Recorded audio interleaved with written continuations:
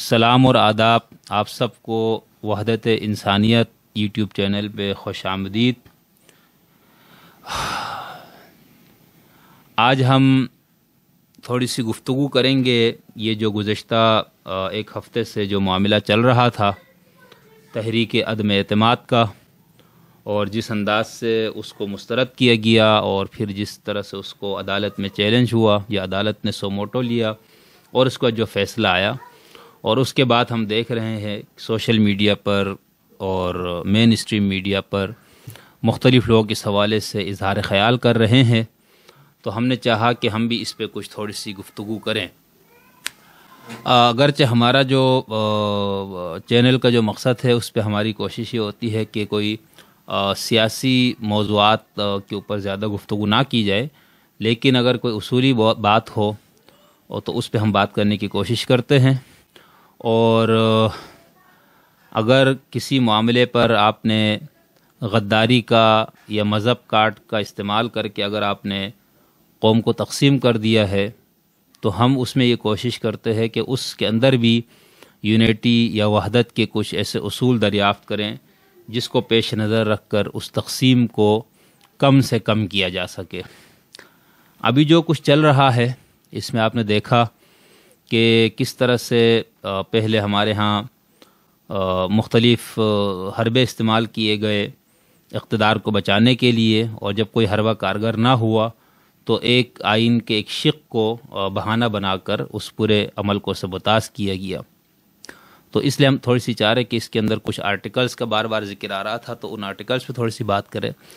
اس سے پہلے ہم یہ دیکھتے ہیں کہ جو انسان نے جب ایک سماج کو تشکیل دیا اور جب باہمی مفادات کا جب ٹکراؤ شروع ہوا، تو معاشرے کو فساد سے اور انارکی سے بچانے کے لیے ایک حکومت اور ایک نظم اجتماعی کا تصور انسانوں میں آیا، اور اس کے اندر مختلف مراحل سے انسان گزرا ہے کہ کس طرح سے کسی معاشرے کے اندر اجتماعی نظم کو کس طرح سے برقرار رکھا جائے، اور پھر کس طرح سے ایک ناظم یا ایک مقتدر حلقہ یا ایک قوت ایسی موجود رہیں کہ وہ معاشرے کے مختلف طبقات کے درمیان پائے جانے والے تضادات اور مسائل کا حل پیش کرے تاکہ ایک مہذب معاشرہ وجود میں آئے۔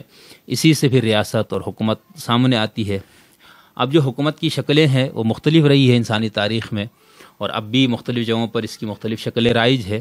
مثال کے طور پر ایک ہے بادشاہت، جو کہ بہت پرانی اس کی تاریخ ہے، آج بھی بہت سے ملکوں میں بادشاہت کا نظام قائم ہے، اور اس میں بھی پھر دو قسمیں ہیں بادشاہت کی۔ ایک مطلق العنان بادشاہت ہے، جہاں پر وہ جو بادشاہ ہے وہ کسی آئین، قانون اور ضابطے کا پابند نہیں ہوتا، اور ایک ہے جس کو ہم دستوری بادشاہت کہتے ہیں، جس کے اندر کوئی آئین قانون ہوتا ہے لیکن بادشاہ جو ہے وہ ایک اس آئین کے اندر رہتے ہوئے وہ ایک بادشاہ ہوتا ہے، اور اس کی بھی ایک جس قوم، جس ملک، جس ریاست میں بادشاہت ہوگی اس کی مختلف وجوہات ہو سکتی ہے، یعنی کسی خاندان، کسی نسل، کسی شجرے سے اس قوم کو اجتماعی طور پر عصبیت ہو، اور ان کو یہ لگے کہ ہم نے اس خاندان یا اس مخصوص جو طبقہ ہے ان کے علاوہ ہم نے کسی کو کی حکمرانی یا بادشاہی کو نہیں تسلیم کرنا، تو وہ ایک مجبوری ہے، یا اس کی کوئی مذہبی صنعت ہو سکتی ہے۔ تو ایک تو ہے بادشاہت، اور اس کی میں نے دو قسمیں بتائی۔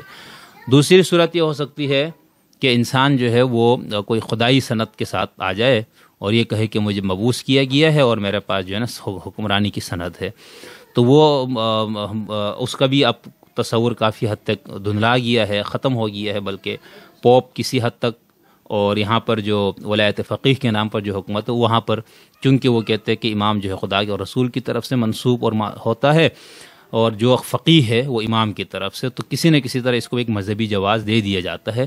لیکن جس ملک میں یہ نظام رائج ہے وہاں کے تمام لوگ بھی اس کے قائل نہیں ہے، بہت سے لوگ وہاں پر اس کے مختلف اختلاف بھی ہے، اور بہت سے لوگوں پر جبراً اس کو قائم کیا ہوا ہے۔ ٹھیک ہے، تو یہ دوسری صورت ہے کہ آپ کوئی خدائی صنعت لے کر آ جائے۔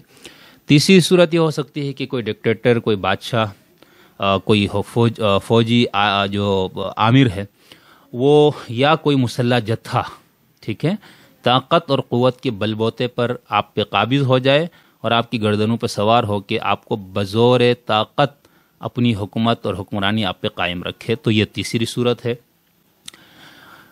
اب چوتھی ایک صورت ہے جس کو انسانی تاریخ نے بہت طویل تجربات کے بعد جس کو دریافت کیا، یا اس کی مختلف شکلیں ہمیشہ سے رہی، فلسفیوں میں اس کے اوپر بحثیں رہی.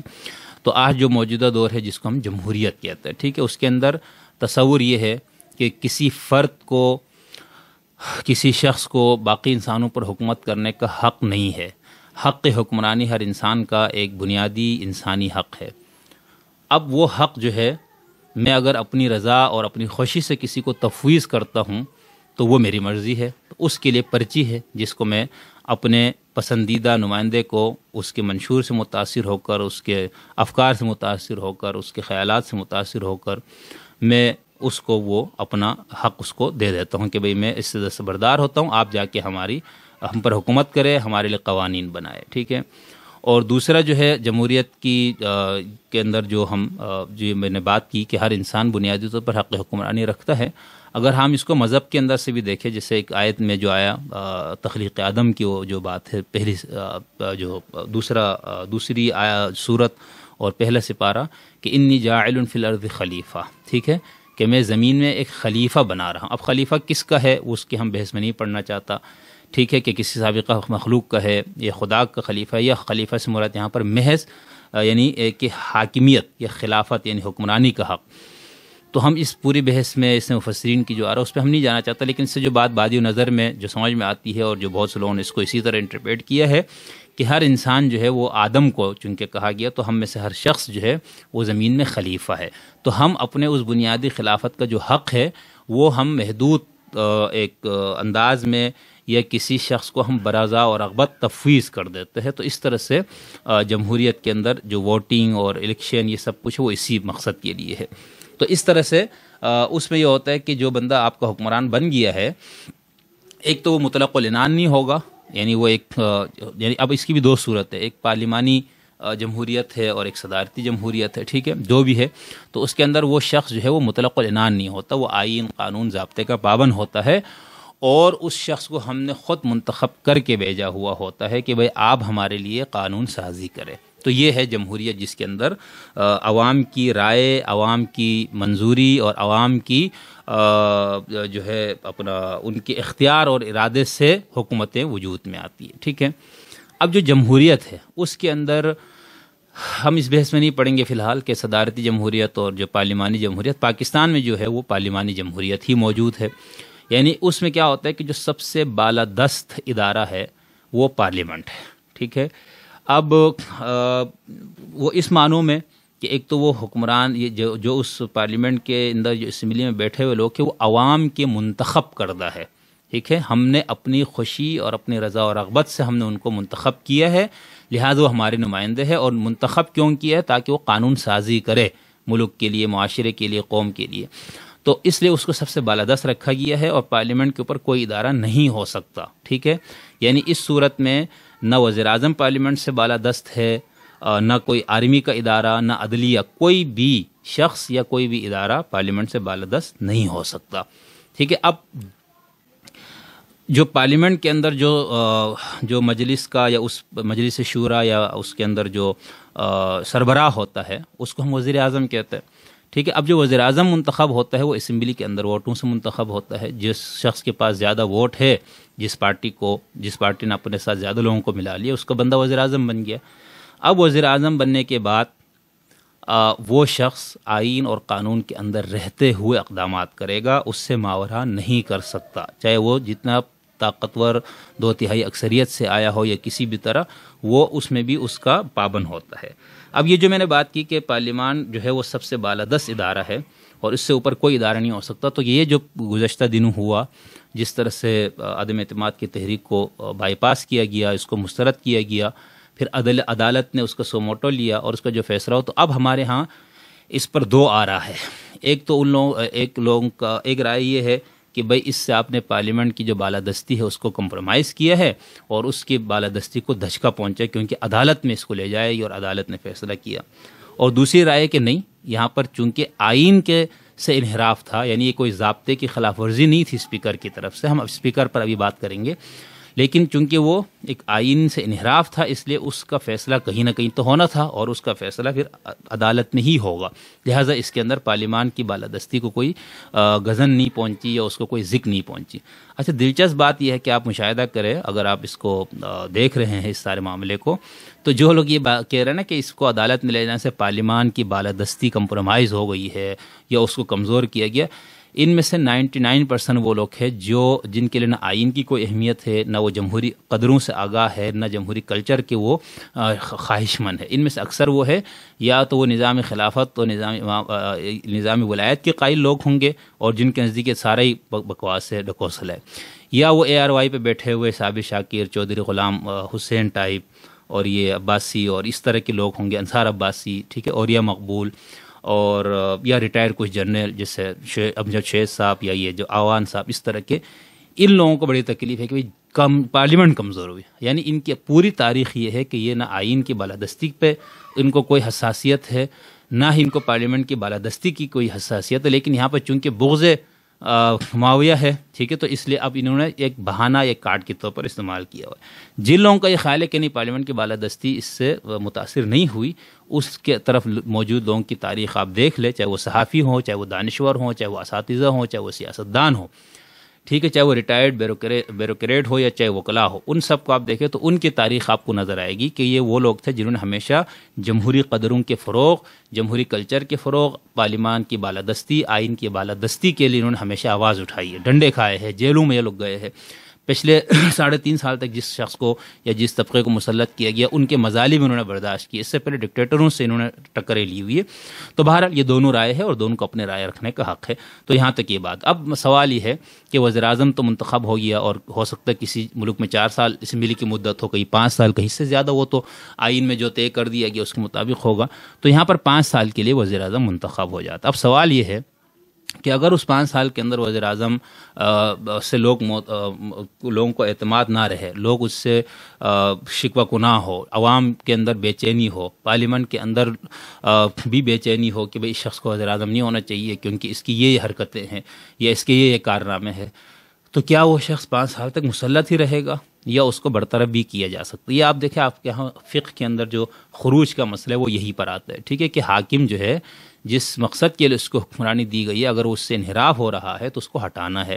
تو ہٹانے کا کیا طریقہ ہے؟ تو جمہوریت کے اندر اس کے لیے پرامن طریقہ دیا گیا ہے اور وہ ہے عدم اعتماد، ٹھیک ہے، کہ مجلس میں موجود جو پارلیمنٹ کے اندر موجود لوگ ہیں، اگر اپوزیشن والے یا وزیر اعظم ہی کی پارٹی کے لوگ اکثریت میں ایک طرف ہو جائے اور وہ کہے کہ ہم اس وزیر اعظم پہ اعتماد نہیں رکھتے، ہم اپنا وزیر اعظم دوسرا لائیں گے، تو ٹھیک ہے، یہ ایک آئینی، جمہوری اور اخلاقی راستہ ہے، طریقہ ہے، اس کی کوئی ممانعت نہیں ہے آئین کے اندر، بلکہ ایک راستہ دیا گیا، ٹھیک ہے۔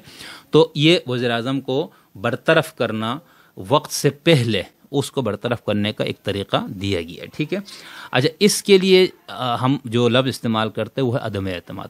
یہ جو عدم اعتماد کی تحریک ہے، اس کا جو بیان ہے وہ دستور کے جو آرٹیکل 95 ہے اس کے اندر بیان ہوا ہے، وہ میں آپ کو پڑھ دیتا ہوں۔ 95 آرٹیکل 95 جس کی ہیڈنگ ہے وزیر اعظم کے خلاف عدم اعتماد کا ووٹ، اس کا بہت حوالہ آیا تھا آرٹیکل 95 کا، تو میں اس لیے پڑھ رہا ہوں۔ لکھا ہے کہ وزیر اعظم کے خلاف عدم اعتماد کے ووٹ کی قرارداد جسے قومی اسمبلی کی کل رکنیت کے کم از کم 20% نے پیش کیا ہو، قومی اسمبلی کی طرف سے منظور کی جا سکے گی، ٹھیک ہے۔ شق نمبر 1 میں محولہ کسی قرارداد پر اس دن سے 3 دن کی مدت کے خاتمے سے پہلے یا 7 دن کی مدت کے بعد ووٹ نہیں لیے جائیں گے جس دن مذکورہ قرارداد قومی اسمبلی میں پیش کی گئی ہو۔ شق نمبر 1 میں محولہ کسی قرارداد کو قومی اسمبلی میں پیش نہیں کیا جائے گا، ٹھیک ہے، صرف اسی پہ بات ہوگی، صرف اسی پہ ووٹنگ ہوگی، صرف اسی سے متعلق اسمبلی کی کارروائی چلے گی۔ جبکہ قومی اسمبلی سالانہ میزانیہ کی کیفیت نامے میں پیش کردہ رقوم کے مطالبات پر غور کر رہی ہو، اگر شق نمبر 1 میں محولہ قرارداد کو قومی اسمبلی کی مجموعی رکنیت کی اکثریت سے منظور کر لیا جائے تو وزیر اعظم عہدے پر فائز نہیں رہے گا. ٹھیک ہے, تو ایک تو یہ تھے کہ عدم اعتماد جو ہے وہ ایک بالکل آئینی قانونی طریقہ ہے اور اس کا راستہ موجود ہے, اور جب وہ جتنے دن اس میں دیے گئے انہی دنوں میں اس کی ووٹنگ ہوگی, اور پھر جب وہ عدم اعتماد کی قرارداد موجود ہو تو اسمبلی میں کسی اور قرارداد پر یا کسی اور پر بات نہیں ہو سکے گی. یہ تو ہے عدم اعتماد سے متعلق جو شق ہے. اب ہم اس پہ آتے ہیں کہ بھئی اب عدم اعتماد کی تحریک پیش کی گئی, آخری دن تک انہوں نے کھینچا اس کو. جب آخری دن میں بھی جب دیکھا کہ جو آپ سے منحرف ہو گئے, جو آپ سے ناراض ہو گئے, جو آپ کے اتحادی الگ ہو گئے, ان میں سے کوئی بھی آپ کے ساتھ نہیں آیا, ان کو آخر تک امید تھی کہ کچھ ہو جائے گا, جب نہیں ہوا تو پھر یہاں پر جو اسپیکر ہے اس نے ایک بے ایمانی کا مظاہرہ کیا. ٹھیک ہے, یعنی اس عدم اعتماد کی قرارداد کو مسترد کرنے کا حق اسپیکر کو نہیں تھا. اس بات کو اسی لیے اس کو آئین سے ماورا یا آئین شکنی سے اس لیے تعبیر کیا جا رہا ہے. یعنی اگر وہ ضابطے کی خلاف ورزی ہوتی یا ایک جو پروسیجر ہے اس کی کوئی غلطی ہوتی تو اس میں تو اس کی گرفت نہیں ہو سکتی, اس کو چیلنج نہیں کیا جاتا. لیکن جب آپ نے آئین سے انحراف کیا ہے تو اب اس انحراف کے لیے بھی ظاہر سی بات ہے آپ کو کتاب الحیل تو ان لوگوں نے پڑھا ہوا ہوتا ہے. ٹھیک ہے, بہانے ان کو چاہیے ہوتا ہے. اب پھر بابر اعوان جیسے اور اس ٹائپ کے وکیل جہاں پر ہوں گے تو وہ تو پھر آپ کو معلوم ہے وہ پھر مقتدر جو حکمران طبقہ ہے ان کی مفادات کے لیے وہ قانون کی مشگافیاں لے آتے ہیں. تو اب پتہ نہیں کس ذہن نارسا کی یہ کہانی تھی, انہوں نے آئین کے شق نمبر 5 کا سہارا لیا. ٹھیک ہے, وہ ڈپٹی اسپیکر کی رولنگ آپ دیکھ لیں کس طرح رول کر کے پڑھتا ہے وہ, اور پھر وہ حوالے یہ دیتے کہ اب آئین کا شق نمبر 5 کیا وہ ذرا دیکھ لیجئے. 5 اور 6 7 ہے. ٹھیک ہے, اب یہ 6 کو انہوں نے چھوڑ دیا. 5 کیا ہے, مملکت سے وفاداری اور دستور اور قانون کی اطاعت. اس میں لکھا ہوا ہے مملکت سے وفاداری ہر شہری کا بنیادی فرض ہے. ٹھیک ہے. نمبر 2, دستور اور قانون کی اطاعت ہر شہری خواہ ہو کہیں بھی ہو اور ہر اس شخص کی جو فی الوقت پاکستان میں ہو واجب التعمیل ذمہ داری ہے. تو یہ ہے شق نمبر 5 جس کو بہانہ بنا کے کہ چونکہ یہاں پر امریکی مداخلت سے عدم اعتماد کی تحریک آئی لہٰذا اس کو مسترد کیا جاتا ہے. تو اس چیز کو عدالت عالیہ کے 5 ججوں نے متفقہ طور پر اڑا دیا اور اس کو قرار دے دیا گیا کہ یہ خلاف آئین ہے. ٹھیک ہے, یہ غلطی نہیں ہے, یہ آئین سے ماورا قدم ہے, آئین سے انحراف ہے. یہ ہے شق نمبر وہ 5 جو ان کی مداری نے اپنی پٹاری سے جو سانپ آخری نکالا تھا وہ یہ تھا. اب آپ دیکھ لیں اس کے اندر کیا یہ لکھا ہے کہ کوئی ایسی بات ہو جائے تو پھر ڈپٹی اسپیکر جو ہے عدم اعتماد کی قرارداد کو مسترد کر دے یا یوں.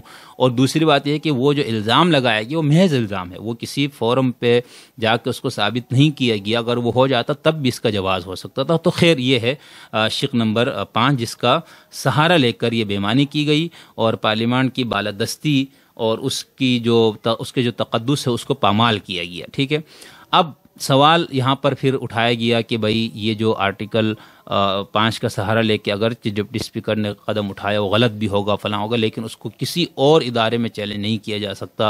اور عدالت نے جو سموٹو لیا اور عدالت سے جو فیصلہ اس سے پارلیمان کی توہین ہوئی ہے یا اس کا تقدس پامال ہوا یا اس کو کمزور کیا گیا ہے اور یہ کسی طرح اس کا جواز نہیں ہے اور آئین سے کے اندر اس کی وہ نہیں ہے. اچھا, میں نے پہلے بتایا کہ یہ باتیں کرنے والا اکثریت ان لوگوں کے آپ ان کا شجرہ نکال لیں, یہ میرا آپ کو چیلنج ہے. وہ یا عمران ریاض جیسے لوگ ہوں گے یا صابر شاکر جیسے لوگ ہوں گے اور یا مقبول جیسے یا انصار عباسی جیسے لوگ ہوں گے جن کی وفاداری یا جن کے لیے آئین اور قانون کی کوئی اہمیت نہیں ہے. ٹھیک ہے, اور جس ٹولے نے یہ کام کیا سلیکٹڈ ٹولہ جو مسلط ہے وہ تو بالکل جمہوریت اور جمہوری قدروں سے بالکل بے پرواہ لوگ ہیں نا. یعنی جمہوریت آتے آتی ہے. اب دیکھیں پیپلز پارٹی بھٹو صاحب کا دور تھا تو بہت سے غیر جمہوری اقدام کیے بھٹو صاحب نے. ٹھیک ہے, وہ ابتدائی, لیکن جب بیوی کا دور آتا ہے تو اس میں کافی اس کے اندر بہتری آتی ہے. اور اب جب بلاول کا دور ہے تو آپ اس میں اور دیکھتے ہیں, زرداری صاحب کا دور دیکھیں تو جمہوری قدروں کی پامالی بہت کم ہوتی ہے, اس کی ایک اہمیت ان کے دلوں میں. آپ 90 اور 88 سے 90 کے جو دہائی کا نواز شریف اس کو دیکھ لیں, وہ بھی عینی وہی حرکتیں کرتا تھا جو آج عمران خان صاحب. تو اب ان کو مسلط کیا گیا لوگوں کے مطابق, تو وہ جب کیا گیا تو پھر نہ ان کو جمہوریت ان سے واسطہ ہے نہ آئین سے. ورنہ دیکھیں آپ اپنی انانیت, نرگسیت, خود پسندی اور یہ تصور کہ مجھے خدا نے اس قوم پہ مسلط کیا یا مجھے بھیجا گیا ہے, اس تصور کے تحت جب آپ حکمرانی کرتے ہوں, ٹھیک ہے, اور ہر وقت گالم گلوچ, الزام تراشی, کوئی ثبوت نہیں, کچھ بھی نہیں, اور عجیب و غریب اوٹ پٹانگ باتیں کر کے آپ اپنا دن گزار رہے ہو, ٹھیک ہے, تو آپ یہ سوچیں کہ اس شخص کو جب یہ موقع ملا کہ وہ اپنی انا کی قربانی دے کر ملک کی وسیع تر مفاد میں عدم اعتماد کی تحریک کو چلنے دے اور سائڈ پہ ہو جائے، یا وہ اپنی انا کو بچائے، تو اس شخص نے انا کو بچانے کے لیے کام کیا، اپنی خود پسندی اور تکبر جو ہے اس کو اس نے آنچ نہ آنے دینے کے لیے یہ سب حرکت کی. ٹھیک ہے، اب یہ جو مسئلہ کہ بھائی پارلیمان کے اندر جو کچھ ہوتا ہے اس کو عدالت میں چیلنج نہیں کیا جا سکتا، اس کے لیے آرٹیکل 69 کا سہارا لیا جاتا ہے، جو کچھ یوں ہے. آرٹیکل 69 ہے، مجلس شورا یعنی پارلیمنٹ میں کسی بھی کارروائی کے جواز پر ضابطۂ کار کی کسی بے قاعدگی کی بنا پر اعتراض نہیں کیا جائے گا. لفظ کیا ہے کہ ضابطۂ کار کی کسی بے قاعدگی کی بنا پر، یہ ہے. ٹھیک ہے، ایسا نہیں ہے کہ آپ نے آئین سے انحراف کر لیا. مثال کے طور پر آپ اسپیکر جو ہے وہ اٹھ کے کسی شخص کو وزیر اعظم نامزد کر دے اور کہے کہ اسپیکر کی رولنگ ہے. ٹھیک ہے، یا جو ہے اسپیکر جو ہے وہ اپنی سیٹ کے اوپر بیٹھ کر جو ہے وہ کسی انسانی حق کی پامالی کرے. ٹھیک ہے، آئین کے کسی بنیادی اور شخص سے وہ انحراف کرے تو کیا اس کو کھلی چھوٹ ہوگی؟ یہ جو آج اسپیکر کی رولنگ کو چیلنج کرنے کو، پارلیمان کی کمزوری سے تعبیر کرنے کے جو اٹھے ہوئے ہیں، اس کے اندر ایک تو وہ لوگ ہیں جن کو محض ایک تحریک سے، ایک تنظیم سے، ایک پارٹی سے ان کی وفاداری ہے، اس لیے وہ ہر طرح سے یہ حربے کوشش کر رہے ہیں. دوسرا وہ ہے جن کا یہ خیال ہے کہ نہیں، اسپیکر جو ہے نا وہ ایک بادشاہ ہوتا ہے مطلق العنان. تو پہلے ہم نے بتایا کہ بھئی پارلیمان میں جو قانون بن جائے اس کو چیلنج نہیں کیا جا سکتا. ٹھیک ہے، ہاں وہ قانون اگر وہ کسی بنیادی آئینی دفعے سے متصادم ہے یا کسی انسان کے بنیادی حق سے متصادم ہو تو اس کو پھر بھی چیلنج کیا جا سکتا، لیکن جو قانون پارلیمان سے بن جائے اس کو عدالت ختم نہیں کر سکتی. لیکن جو بنے ہوئے قوانین ہیں، آئین کے جو دفعات ہے، اس سے کوئی بھی شخص انحراف کرے گا تو اس کی گرفت ہوگی. اگر ایسا نہیں ہوگا تو پھر آپ کا جو اسپیکر اور ڈپٹی اسپیکر بھی کس قسم کے لوگ ہیں، یعنی وہ یوسف رضا گیلانی یا فہمیدہ مرزا کسی دور میں انہوں نے اچھے انداز سے اس کو چلایا، یا یہ جو ایاز صادق ٹائپ ایک شائستہ مزاج، ایک جمہوری مزاج کے لوگ نہیں ہے. یہ جو جعلی ووٹوں سے آیا ہوا ڈپٹی اسپیکر، ٹھیک ہے، جس کی کوئی نہ اس کی الیکشن میں جو ووٹ اس نے لیے اس کی کوئی حیثیت ہے، وہ خود اسٹے پہ بیٹھا ہوا ہے. ٹھیک ہے، یہ بالکل کسی پارٹی کے غلام لوگ ہیں. ان لوگوں کے ہاتھ میں آپ یہ کہتے ہیں کہ ان کو بالکل بادشاہوں جیسے اختیارات دے دیے جائے تو ایسا نہیں ہو سکتا. ٹھیک ہے، تو اس لیے اس شق کو بنیاد بنا کر یہ کہنا کہ چونکہ پارلیمان کی کارروائی کو یہاں پر چیلنج کیا گیا تو پارلیمان کی طاقت جو ہے متاثر ہوئی ہے یا اس کا تقدس معمال ہوا ہے، تو یہ محض بہانہ ہے. ٹھیک ہے، وہ جو کہتے ہیں نا خوئے بدرہ بہانہ بسیار، جب آپ برائی کا ارادہ کر لیں تو بڑے بہانے مل جاتے ہیں. ٹھیک ہے، یا پنجابی میں کہتے ہیں کہ من حرامی حجتاں ہیر، ٹھیک، حجتاں ڈھیر. ٹھیک ہے، جب آپ کو کوئی غلط کام کرنا ہے تو آپ حجتاں لے آتے ہیں. ٹھیک ہے، تو ان لوگوں نے اس کو بنایا بنیاد. اس کے اندر میں نے آپ کو پڑھ کے سنا دیا کہ مجلس شورا، جس کو پارلیمنٹ کا اردو میں انہوں نے ترجمہ کیا ہوا ہے، میں کسی بھی کارروائی کے جواز پر ضابطۂ کار کی کسی بے قاعدگی کی بنا پر، کسی کے ضابطۂ کار کے کسی بے قاعدگی کی بنا پر اعتراض نہیں کیا جائے گا.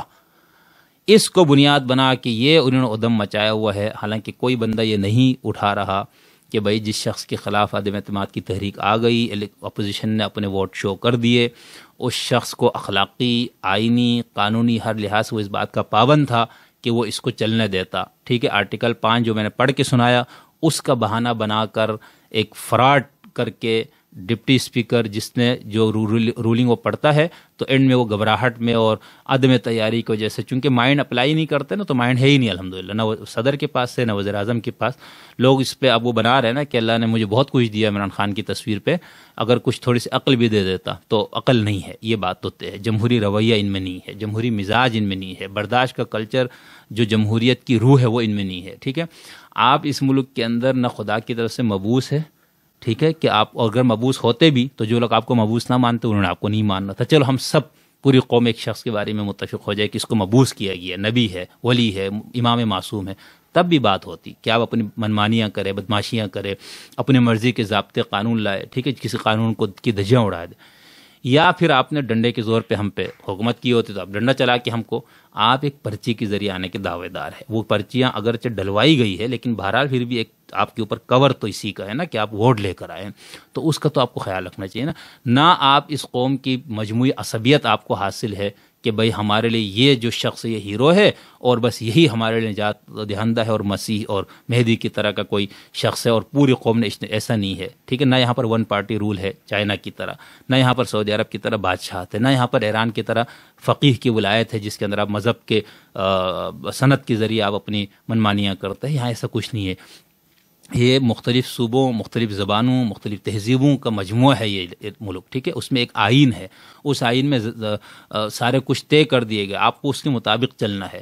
یہاں پر نہ آپ خدا کے منتخب نمائندے ہیں، نہ آپ ڈکٹیٹر ڈنڈے کے زور پر آیا ہوا کوئی فوجی وردی والا ہے جس کی بدماشی اور ڈر سے لوگ بیٹھے رہے ہیں، نہ ہی آپ کوئی بادشاہ ہے کہ آپ اپنی مرضی سے جب چاہو جس طرح چاہو. یہ ایک مختلف زبانوں، تہذیبوں، عقائد، مسالک اور مختلف سیاسی وابستگیوں پر مشتمل ایک ریاست ہے، ایک ملک ہے، ٹھیک ہے. یہاں پر آپ کو اگر 1 لاکھ آپ کی جلسے میں لوگ آتے ہیں، 1 کروڑ آپ کو ووٹ پڑتا ہے تو 2 کروڑ آپ کے خلاف بھی ووٹ پڑتے ہیں، ٹھیک ہے. آپ کی جلسے میں 10,000 لوگ آتے ہیں تو دوسروں کے جلسوں میں 20,000 لوگ آتے ہیں. تو ایسا نہ کریں. یہ آپ کا جو غیر جمہوری رویہ، غیر آئینی رویہ، آئین کے شکنی کا جو رویہ ہے وہ تشت ازبام ہوا ہے، اور عدالت نے جو کارروائی کی ہے وہ تمام جمہوریت پسندوں کے نزدیک وہ ٹھیک ہے، کیونکہ اس کے علاوہ کوئی چارہ نہیں تھا. اگر بات یہاں تک نہ پہنچتی تو بہت اچھا ہوتا، لیکن جب یہاں بات پہنچ جائے تو اس کو کہیں نہ کہیں فیصلہ ہونا تھا. تو یہ میں نے چاہا کہ آپ کے سامنے یہ جو 3 آرٹیکلز کا بہت زیادہ حوالہ دیا گیا اس کو آپ کے سامنے رکھ دوں. ہاں، ایک اور چیز، ہمارے جو تحریک انصاف کے دوست ہیں، ہمارے بہت اچھے دوست، رشتہ دار، تعلق دار، سارے اس کے اندر بہت سے لوگ موجود ہیں. ان سب کی زبان پہ ایک ہی بات ہے کہ بھئی یہ جو ہے نا ٹھیک ہے، اسپیکر کی رولنگ کو تو یہ کر دیا اور امریکہ کی سازش کو کامیاب بنا لیا ججوں نے بھی مل کے اور سب کچھ.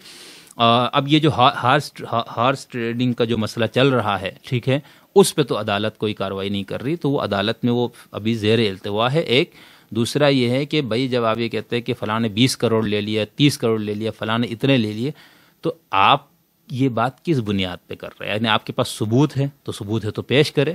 یہ بالکل جمہوریت کی شریعت میں یہ حرام ہے، مطلق ناجائز ہے کہ آپ پیسوں کے لین دین سے ڈرا دھمکا کر کسی لالچ سے آپ لوگوں کو اپنی طرف کریں. لوگ اپنی رضامندی سے آئے ہوئے ہیں، اور یہ جتنے لوگ آئے ہیں ان کو آپ کی 10-15 کروڑ کی ضرورت شاید نہیں ہے. پھر بھی اگر آپ کا یہ دعویٰ ہے تو ایک تو یہ، دوسرا جو اس بات کو سوشل میڈیا پہ بہت زیادہ اچھال رہے ہیں لوگ جو اس پارٹی سے تعلق رکھنے والے، وہ یہ بات اس طرح سے کہتے ہیں جیسے ان کے اوپر یہ بات الہام ہوئی ہے. یہ وحی کے ذریعے ان کو بتا دیا گیا ہے کہ یہ جو 20 آدمی ہے یا 15 انہوں نے پیسے لے لیے. اس لیے عربی میں ایک مقولہ ہے، المرء یقیس علی نفسہ، انسان جیسا خود ہوتا ہے ویسا دوسروں کو سوچ سمجھتا ہے. یعنی جو حسن ظن کا حکم ہے وہ اسی لیے ہے کہ آپ یہ سوچتے ہیں کہ یار اس جگہ میں ہوتا، میں اس ملک کا ممبر ہوتا اور مجھے 25 کروڑ کی آفر ہے تو میں تو لے لینا تھا. تو آپ یہ کہتے ہیں چونکہ میں نے لے لینا تھا تو اس نے بھی لے لیا ہوگا. یہ الزام اس وقت تک الزام ہی ہے جب تک آپ اس کو ثابت نہیں کرتے. اگر ثابت ہو جائے، اگر ان لوگوں نے ضمیر فروشی کی ہے، ووٹ کو خریدا ہے، تو ایسے لوگوں سے سوشل بائیکاٹ کیا جانا چاہیے. ان لوگوں کو کبھی ووٹ نہیں دینے چاہیے، اور ان کے لیے جو آئین اور قانون میں جو سزا ہے وہ سزا ان کو بالکل ملنی چاہیے. لیکن اس وقت جو آئین اسے انحراف کی جو سزا ہے، ٹھیک ہے، سزائے موت، اور یہ ہمیں اس میں کوئی خوشی بھی نہیں ہے اور یہ ہونے بھی نہیں چاہیے، لیکن اس سے کم کی جو سزائیں وہ ان کو ملنی چاہیے، تاکہ آئندہ کوئی جس طرح فوجی ڈکٹیٹر کسی کو انشاءاللہ یہ جرت نہیں ہوگی آئین شکنی کی، آئین کو توڑ کر ملک کا، قوم کا مجموعی ریپ کرنے کی، اسی طرح کسی سویلین ڈکٹیٹر کے اندر بھی، کسی نام نہاد ڈپٹی اسپیکر کے اندر، کسی نام نہاد وزیر اعظم کے اندر بھی اب یہ جرت نہیں ہونی چاہیے کہ وہ آئین شکنی کا مرتکب ہو. تو بس یہ کچھ گزارشات تھی جو میں نے چاہا کہ آپ کے سامنے رکھ دوں، اور جن شقوں کا بار بار حوالہ دیا گیا اس کو میں نے کہا کہ پڑھ کے آپ کے سامنے رکھ دوں، اور آپ اس کے اوپر غور کریں کہ جو کچھ ہوا ہے کیا یہ غیر آئینی ہوا ہے، کیا سپریم کورٹ نے اور متفقہ 5 ججوں کا فیصلہ، کیا ان سب کو آئین سے یہ نابلد لوگ تھے؟ کیا پیپلز پارٹی جن کی ساری قربانیاں جمہوریت کے لیے ہے، کیا وہ بالکل جمہوریت سے اور ان چیزوں سے ناواقف لوگ تھے؟ کیا مولانا فضل الرحمان جو جب تمام مذہبی لوگ خلافت اور اس کے چکر میں مسلح جدوجہد کی حمایت میں مصروف ہو گئے تھے، یا یہ تک کہنے پر کہ ہمارا مقصد ایک ہے، طریقہ مختلف ہے، اس وقت بھی مولانا نے طالبان کے یا ٹی ٹی پی وغیرہ کے جو اقدامات ہے اس کے ساتھ انہوں نے اپنے مسلک کو نہیں جانے دیا، ٹھیک ہے؟ تو کیا ان کو بھی جمہوریت اور جمہوری اقدار اور کلچر کا نہیں پتہ؟ یعنی آپ کو پتہ ہے جس کو مسلط کیا گیا، جس کے رویوں میں جمہوریت نہیں ہے، جن کی گفتگو میں جمہوریت نہیں ہے، جو جمہوریت اور جمہوری روح سے بالکل ناواقف لوگ ہیں، تو ایسا نہیں ہے. ہاں، یہ بات بحیثیت ایک ایک عام شہری کے، ایک طالب علم کے ہم یہ کہتے ہیں کہ جو جتنی بھی پارٹیاں اس وقت پاکستان میں سرگرم عمل ہے، یہ سب محب وطن ہے، چاہے وہ پی ٹی آئی ہو، پیپلز پارٹی ہو، جمعیت علماء اسلام ہو، سب کا مقصد اسی ملک کو ترقی دینا ہے. سب کا مقصد اور سب کا منشور، سب کا جو گول ہے وہ یہی ہے کہ اس ملک کو بہتر سے بہتر بنایا جائے. اس کے لیے طریقے الگ ہو سکتے ہیں، اس کے لیے سوچنے کے زاویے الگ ہو سکتے ہیں، تو لہٰذا اس پہ تو سب کا اتفاق ہے. ٹھیک ہے، اب اس کو بھی آپ مشکوک کرنا شروع کریں گے. جس طرح مذہب کے اندر جب دلیل ختم ہو جائے گفتگو کا تو آپ گالم گلوچ پہ اتر آتے ہیں یا تکفیر کے فتوے پر آپ آ جاتے ہیں. اسی طرح سیاست میں بھی اس طرح کہ آپ غداری کے فتوے پہ آ جاتے ہیں. تو ایسا نہیں ہے، کوئی غدار نہیں ہے. کوئی شخص جب تک اس نے آئین سے مکمل کھلا انحراف نہ کیا، جیسے پرویز مشرف، ایوب خان، ضیاء الحق، یحییٰ خان، یہ ایک سویلین ڈکٹیٹر جنہوں نے باقاعدہ آئین کو توڑ دیا اور جس کی سزا آئین کے اندر موجود بھی ہے. ٹھیک ہے، اگرچہ وہ جمہوری مارشل لاؤ کے تناظر میں وہ سزا رکھی گئی تھی، لیکن کیا پتہ تھا قانون بنانے والوں کو کہ ایک جمہوری لبادہ اوڑھا ہوا شخص بھی یہ حرکت کر سکتا ہے. تو اس لیے سب مخلص ہے، سب اپنے اپنے حساب سے ملک اور ملت کے مفاد کے لیے ہے.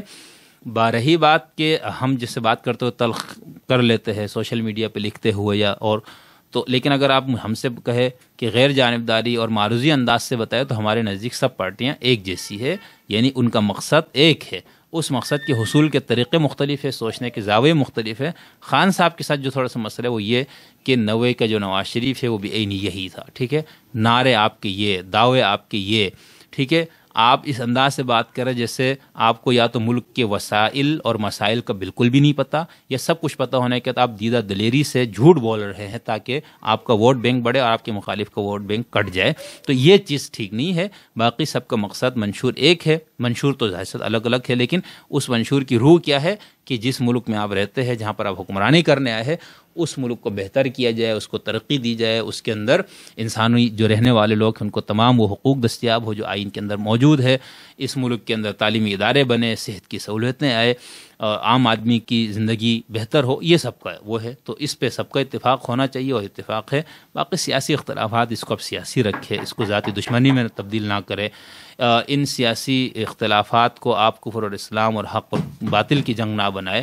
یہ آپ کی نوازش ہوگی. بس یہی معروضات تھی جو ہم نے پیش کرنی تھی. بہت شکریہ. دوبارہ آپ سے ملاقات ہوتی ہے.